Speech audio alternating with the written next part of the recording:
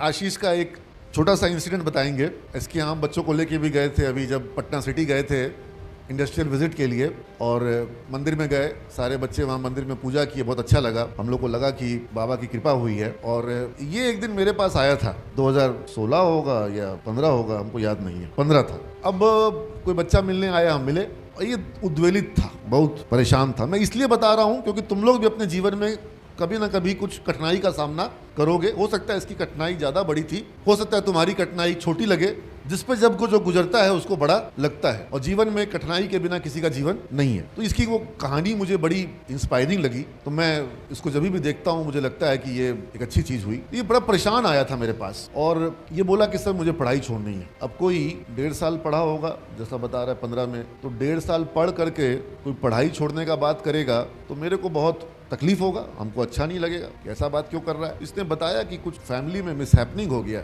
और कोई बहुत अपना इसका चला गया है और इसको बदला लेना है, और वो पढ़ाई नहीं करेंगे। अब परिवार में इस तरह की घटना, दुर्घटना बहुत अंदर तक किसी को उद्वेलित कर देती है। हम इसको थोड़ा शांत करने का कोशिश किए। ही वाज, मतलब मोटा मोटी समझ लो कि रो दिया था, और हम इसको लेकिन धीरे धीरे शांत किए, समझाए, बोला कि हमको सर नहीं बदला लेना, हमको सर छोड़ना नहीं है, मेरे जीवन का अब और कोई दूसरा मकसद नहीं है। हम बोले कि सब मकसद होगा, बदला भी लोगे, सब कुछ करोगे, लेकिन तुमको अपने परिवार को भी संभालना होगा। तुम अकेले लड़के हो, परिवार में कोई भाई नहीं दूसरा, बहनें हैं, पापा मम्मी हैं, पापा मम्मी की उम्र हो गई है, कौन संभालेगा?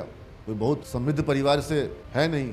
मैं ये कह सकता हूँ कि परिवार की आर्थिक स्थिति जो है वो निम्न मध्यम वर्ग परिवार, या जो परिवार बहुत अपनी ज़रूरतों को समेट के रखता है, ज़रूरत विस्तारित नहीं करता है, कम से कम में अपना घर का गुजारा करता है, 2 कमरे में पूरा परिवार रहता है। तो ये स्थिति में ये बच्चा पढ़ाई छोड़ने के लिए मेरे पास आया। हादसा हो गया था, इसको था कि हमको उसका बदला लेना है। बोले तुम सब बदला लोगे, लेकिन तुमको पहले बनना होगा मजबूत। तुम कमजोर बन करके कोई जीवन में कोई काम, और ना तुम अपने परिवार का सहारा बन सकते हो, तो पढ़ाई तो तुमको छोड़ने देंगे नहीं, पढ़ाई तुमको करना होगा। रहा सवाल कि तुम्हारे ऊपर ये सब संकट आ गया है, ये तकलीफ आ गई है, तो वो तुमको कम से कम हम एक इससे फ्री कर दे रहे हैं कि तुम्हारा वो जिम्मा मेरा रहा, पढ़ाई तुम्हारा हम करवा देंगे, पढ़ना है तुमको। तो ये पढ़ लिया, इसने पढ़ाई छोड़ी। हाँ, इसमें एक शर्त भी हम लगा दिए थे कि हम सब जिम्मा लेंगे, लेकिन तब लेंगे जब पूरा क्लास करोगे, पढ़ाई पूरा करोगे। वही नहीं कि बदला लेने के लिए लगे हुए हैं और पढ़ाई छोड़े हुए हैं। तो इसने पढ़ाई किया, क्लासेस किया, और फिर उसको प्लेसमेंट मिल गया। प्रो के भी बारे में आपने ही बताया था सर। हाँ, उसका फॉर्म भर देना तो हाँ, जरूर से। वो सब तो सबको बताते ही हैं, तो चाहते हैं कि सबका जॉब हो जाए। तो इसको मिल गया जॉब और अच्छा लगा। फिर ये मिठाई उठाई लेकर के आया कि जॉब मिल गया, तो मतलब इसके अंदर अच्छे संस्कार शुरू से रहे हैं। तो मिठाई लेके आया तो हमको बताया कि पटना सिटी रहता है। हम बोले पटना सिटी में कहाँ रहते हो? कोई भी हमको बोलता है पटना सिटी तो मेरे को थोड़ा सा अच्छा लगता है, क्योंकि हम पटना सिटी में पैदा हुए थे, मेरा बचपन पूरा वहीं गुजरा। 2007 में हम पटना आए, 1980 से लेके 2007 तक हम पटना सिटी में रहे। ठीक है, तो इसने जब बताया कि पटना सिटी में रहते हैं, बोला कि वहाँ पे एक मंदिर है उसमें रहते हैं। बोले कौन सा मंदिर में? तो बोला तिलेश्वर नाथ मंदिर में। मेरा माथा खराब। हम बोले कि जिस मंदिर में अपने जीवन में सबसे ज़्यादा जल चढ़ाए होंगे, मंदिर के ठीक सामने मेरा घर, और घर से सामने रोड क्रॉस करते थे, मंदिर में जाते थे। उसी परिवार का बच्चा पढ़ाई छोड़ने आया, और उसको हम बोले कि ठीक है जिम्मा मेरा रहा, तुम क्लास करो, पढ़ाई करो। वो पढ़ाई पूरा किया और उसको जॉब मिला। मतलब बाबा को ये सब कुछ करवाना था, भोले बाबा को, वो मेरे थ्रू करवाए।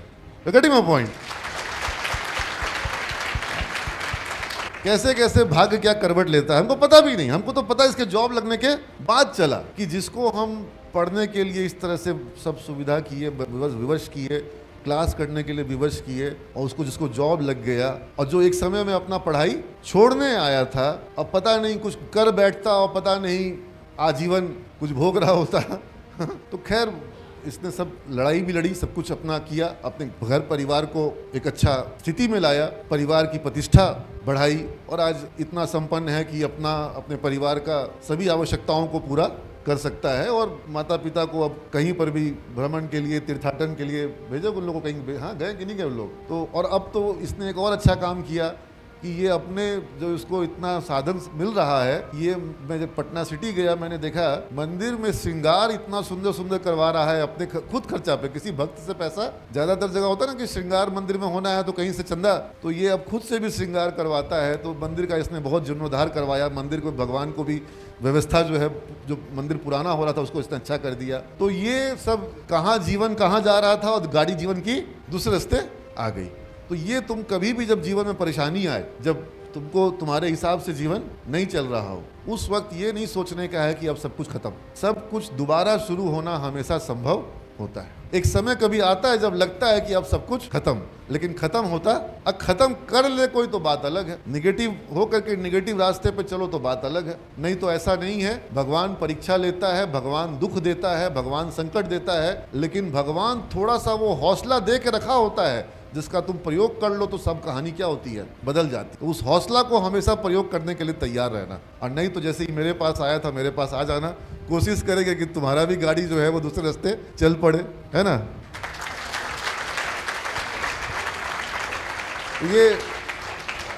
ये बड़ी इंटरेस्टिंग कहानी है इसकी, क्योंकि तुम सोचो ना, जहां मेरा बचपन गुजरा, मेरे घर के सामने से लड़का आ रहा है, पढ़ाई छोड़ने की बात कर रहा है, सब कर रहा है। हमको पता भी नहीं है कि ये, हमको तुम बताए थे कि तुम वहां से हो, हमको बहुत बाद में पता चला।